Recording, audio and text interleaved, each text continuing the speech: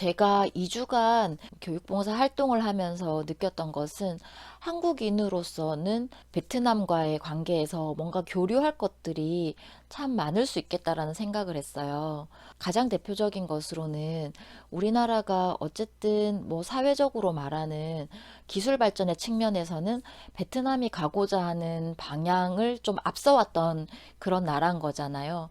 그런 과정에서 겪었던 여러 가지 경험이라든지 노하우, 그리고 그 과정상에서 일어나는 여러 가지 심정적인 부분들까지도 우리는 이미 겪어왔기 때문에 그런 부분에 대해서 뭔가 교류가 될 수 있을 거다라는 생각을 했고요.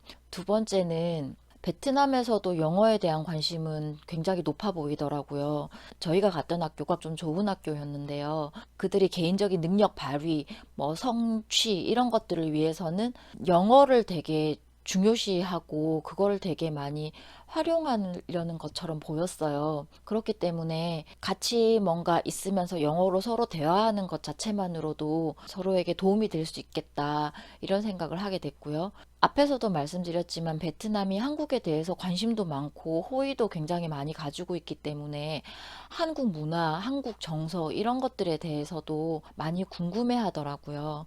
그래서 그런 부분에 대해서 알려주고 서로 교감하는 것도 참 좋은 교류 활동이다라고 생각을 하고요. 마지막으로 본인의 전공 분야가 있다면 그런 전문 분야를 살려서 도움을 줄 수도 있겠다라는 생각을 하게 됐어요. 저희 인솔 교수님께서 거기 계시는 동안 만났던 한국 의사분이 계신데요.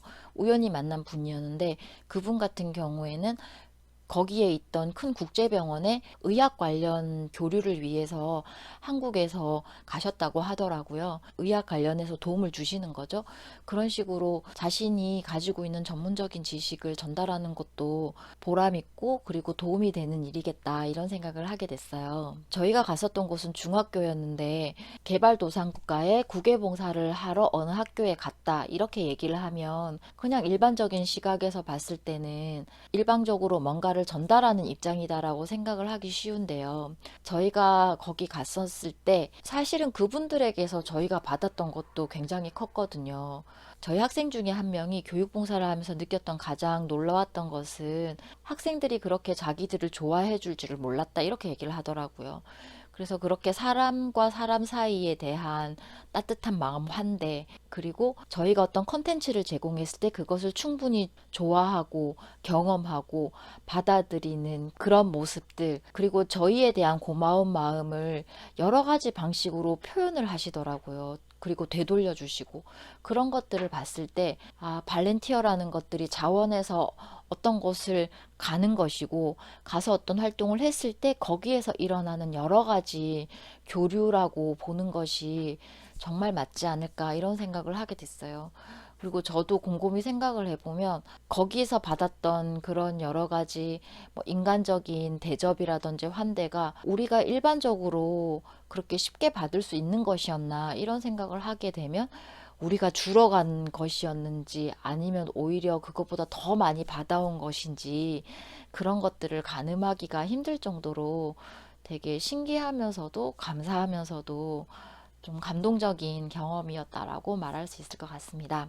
오늘은 제가 2주간의 베트남의 국외봉사를 다녀오면서 느꼈던 점들에 대한 전반적인 소회에 대해서 말씀을 드렸는데요. 저희가 어떤 특정 학교에 2주간 있었기 때문에 거기에서 보면서 느꼈던 교육적인 부분들, 그리고 거기에서 만났던 선생님들과의 어떤 교류라든지 학생들과의 교류에서 느꼈던 그런 여러 가지 점들도 있거든요.